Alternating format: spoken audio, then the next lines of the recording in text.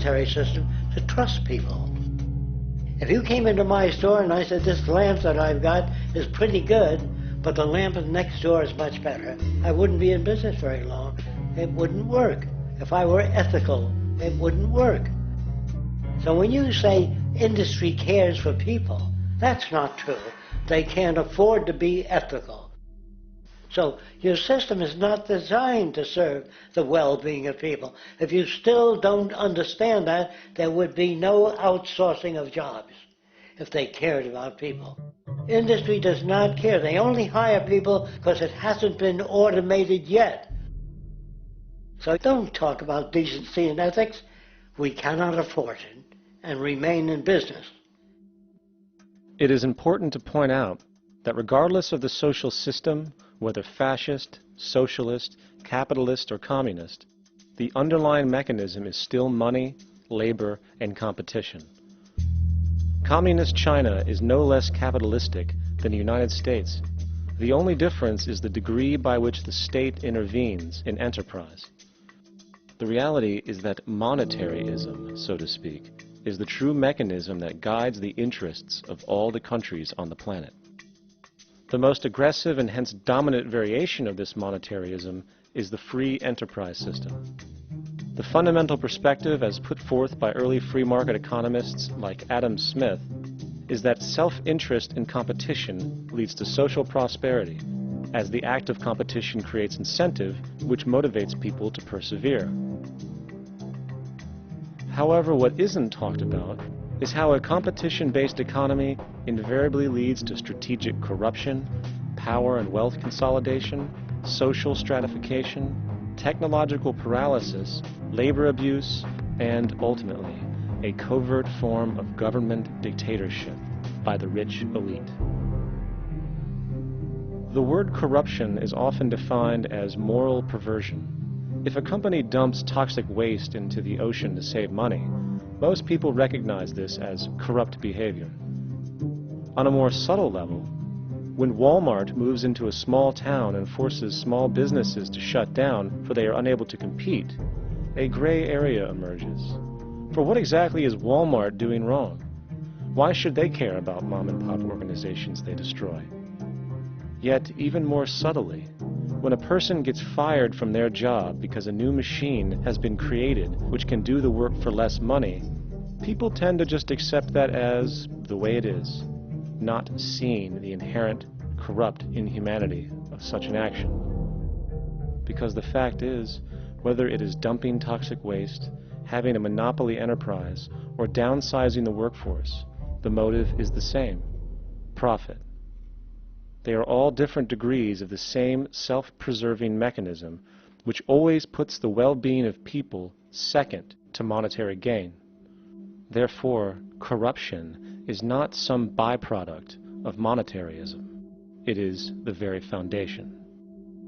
And while most people acknowledge this tendency on one level or another, the majority remains naive as to the broad ramifications of having such a selfish mechanism as the guiding mentality in society.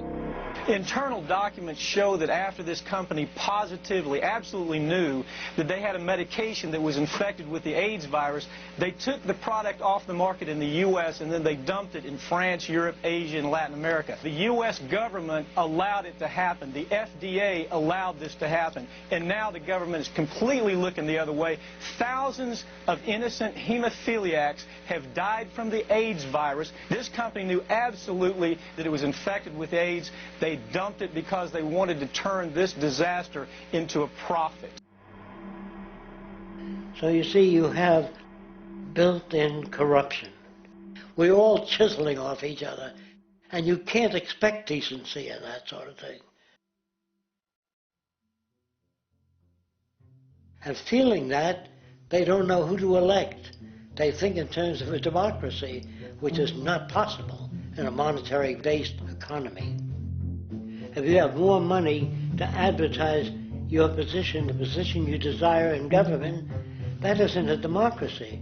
It serves those in positions of differential advantage. So it's always a dictatorship of the elitists, the financially wealthy.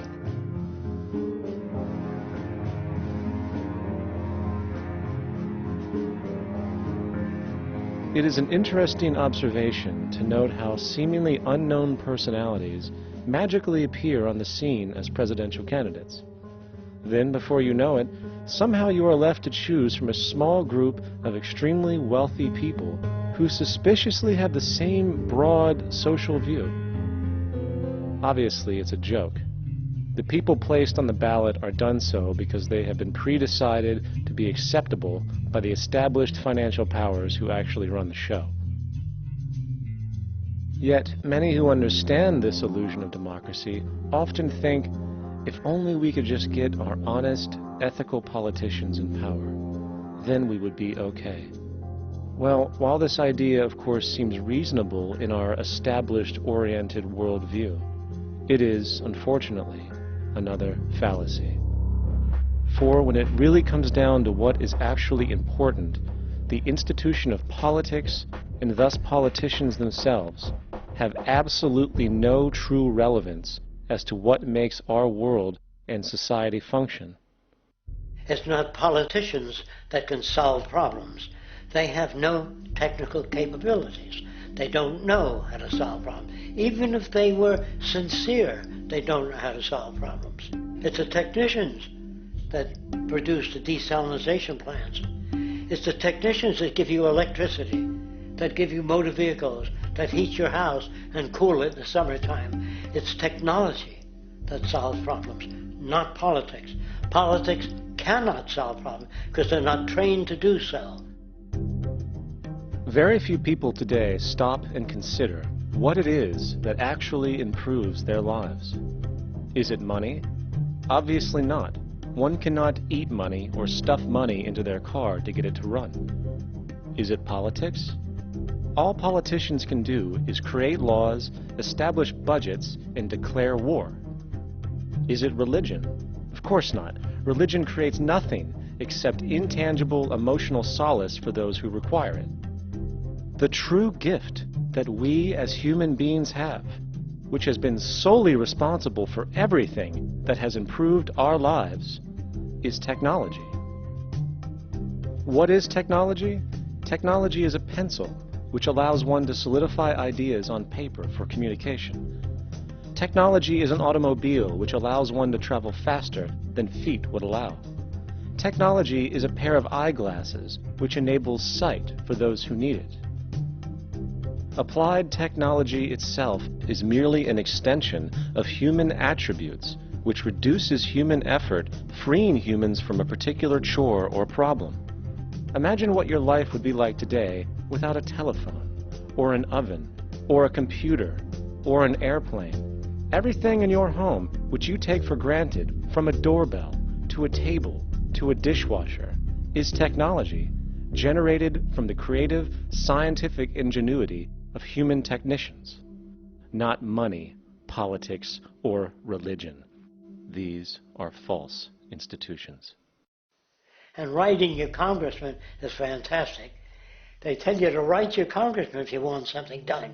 The men in Washington should be at the forefront of technology, the forefront of human studies, the forefront of crime, all the factors that shape human behavior. You don't have to write your congressman. What kind of people are they that are appointed to do that job? The future will have great difficulty.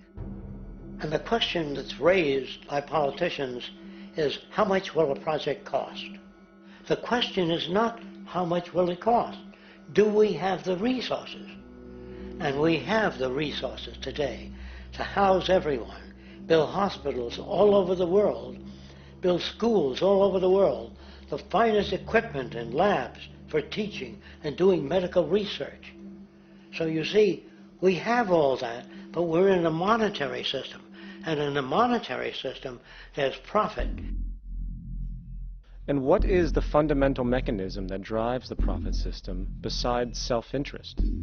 What is it exactly that maintains that competitive edge at its core?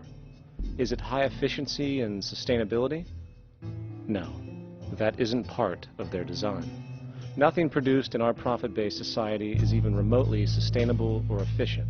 If it was, there wouldn't be a multi-million-dollar-a-year service industry for automobiles, nor would the average lifespan for most electronics be less than 3 months before they're obsolete.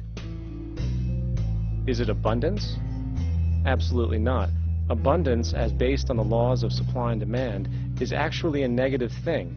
If a diamond company finds 10 times the usual amount of diamonds during their mining, it means the supply of diamonds has increased, which means the cost and profit per diamond drops.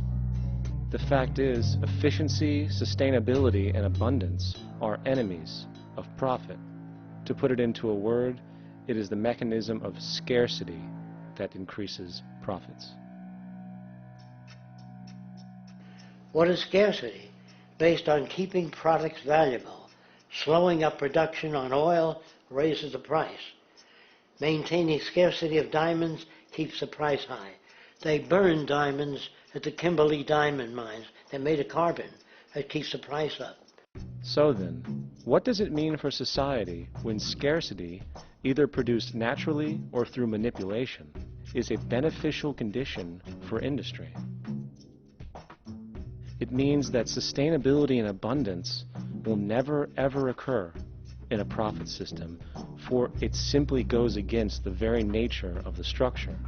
Therefore, it is impossible to have a world without war or poverty.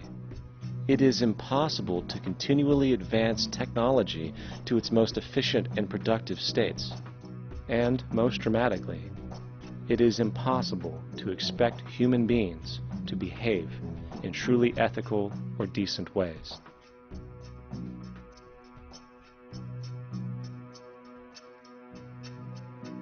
People use the word instinct because they can't account for the behavior. They sit back and they evaluate with their lack of knowledge, and they say things like, humans are built a certain way, greed is a natural thing, as though they've worked for years on it, and it's no more natural than wearing clothing. What we want to do is to eliminate the causes of the problems, eliminate the processes that produce greed and bigotry and prejudice and people taking advantage of one another and elitism, eliminating the need for prisons and welfare. We have always had these problems because we have always lived within scarcity and barter and monetary systems that produce scarcity. If you eradicate the conditions that generate what you call socially offensive behavior, it does not exist. The guy said, well, isn't that inborn?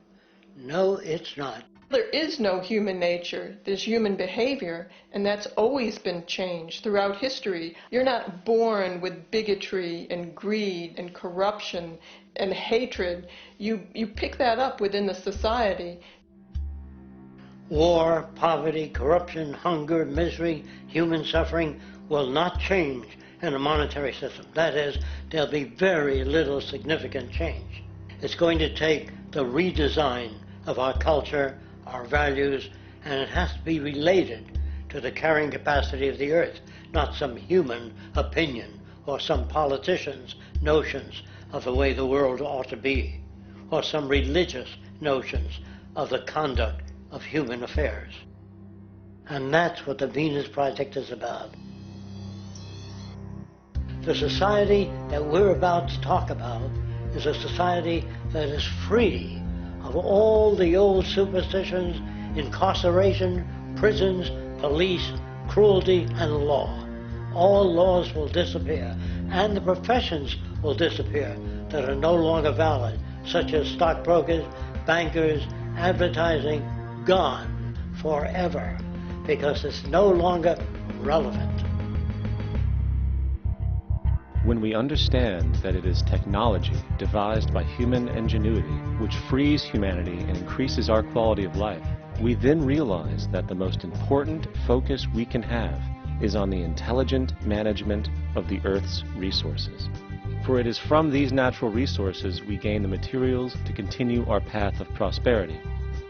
Understanding this, we then see that money fundamentally exists as a barrier to these resources, for virtually everything has a financial cost. And why do we need money to obtain these resources? Because of real or assumed scarcity.